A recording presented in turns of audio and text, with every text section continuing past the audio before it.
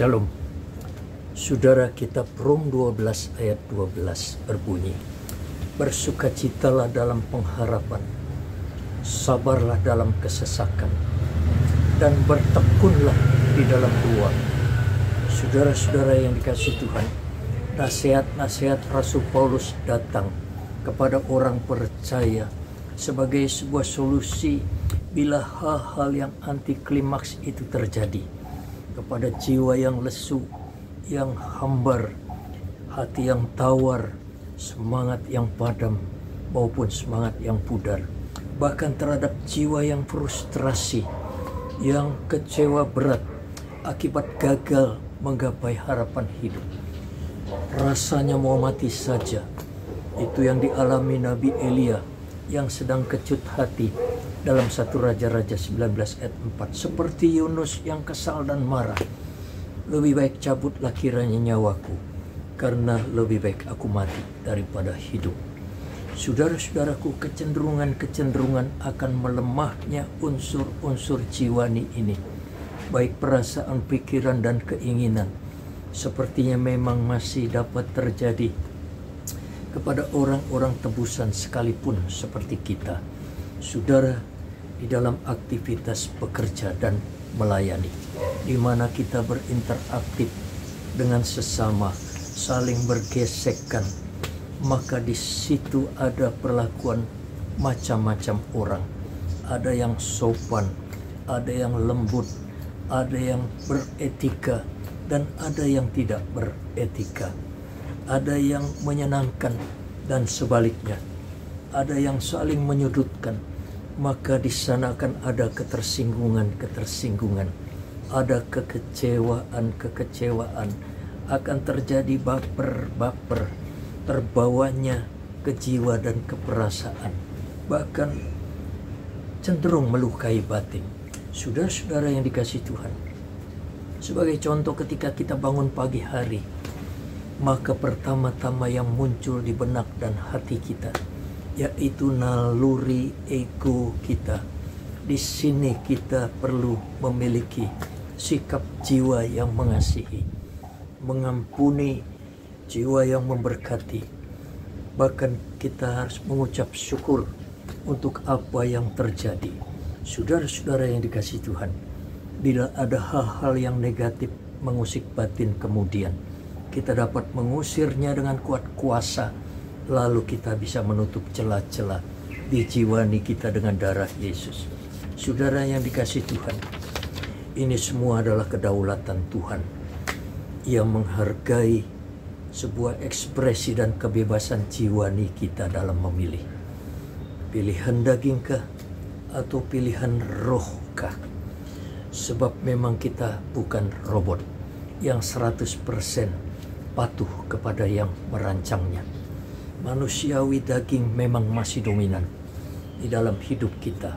Tetapi saudara-saudaraku yang dikasihi Tuhan, Roh Kudus lewat firman Tuhan tetap setia menuntun roh kita agar kita bijaksana memilih berada pada jalan Tuhan, agar kita tetap berupaya baik, berhasrat baik, berdaya upaya baik, membangun semangat.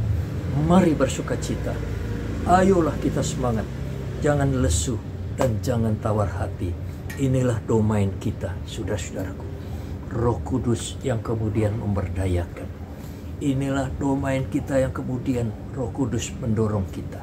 Pada bagian ini perlunya kita memiliki habit dalam perenungan. Kita harus kooperatif jika kita giat membangun dan melatih diri kita. Kita suka merenung kebaikan Tuhan, bahwasanya Tuhan baik betul pada kita. Kasih-Nya amat besar menyelamatkan kita. Kemurahan-Nya amat besar tiada terkira. Memori kita selalu mengingatkan kita akan pertolongan-Nya di masa lalu ketika kita menghadapi tantangan yang sangat berat.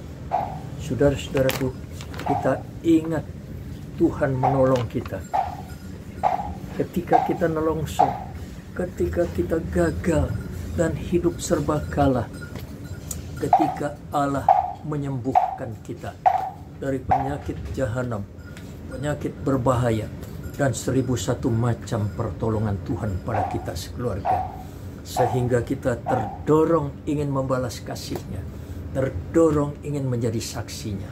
Saudara-saudaraku, bila Roh Kudus sudah bekerja seperti ini, maka ketika masa-masa kesesakan tiba, jiwa kita tetap bangkit, cepat bangkit. Tantangan-tantangan sehebat apapun, seberat apapun, akan mudah teratasi. Saudara-saudaraku, kita dapat dengan spontan berucap seperti Daud, bangunlah hai jiwaku, pujilah Tuhan hai jiwaku. Saudaraku yang dikasihi Tuhan, termasuk ketika kita menghadapi masalah yang sangat berat dan kita bergumul dalam doa yang panjang dan yang lama, jiwa kita tetap tegar, setegar batu karang yang dihempas badai, yang bergelora siang dan malam. Kita akan kebal terhadap pelemahan-pelemahan pada jiwani kita. Kita akan imun terhadap kekecewaan dan frustrasi. Saudara-saudara yang dikasihi Tuhan, padanan ayat Rom 12 ayat 12 di dalam nats kita adalah di dalam 1 Tesalonika 5 ayat 16, 17, 18 berbunyi, bersukacitalah senantiasa, tetaplah berdoa, mengucap syukurlah di dalam segala hal, sebab itulah yang dikehendaki Allah di dalam Kristus Yesus bagi kamu. Haleluya. Saudara-saudaraku, di sana terdapat kalimat imbuhan, sebab itulah yang dikehendaki Kristus bagi kita.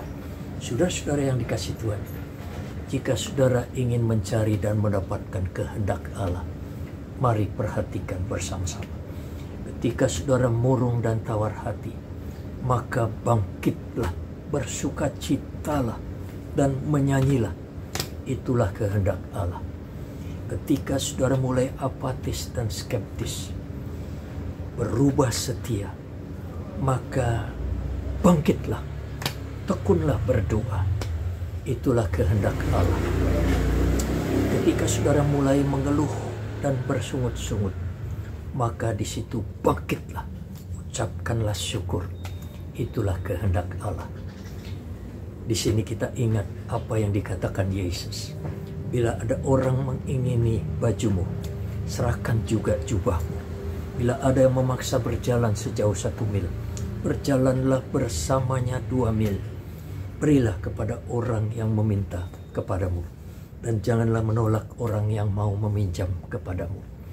Saudara-saudaraku, Alkitab berkata lebih jauh, sebab itu haruslah kamu sempurna, sama seperti Bapamu sempurna. Saudara, inilah hakikat hidup sempurna, yakni kita beralih dari hidup egosentris kepada hidup melayani orang lain. Kita hidup penuh dengan penyangkalan diri, menyalipkan kedagingan tiap-tiap hari, peduli dan kita siap berkorban. Kita tekun mendoakan dan memberkati semua orang-orang yang memusuhi kita.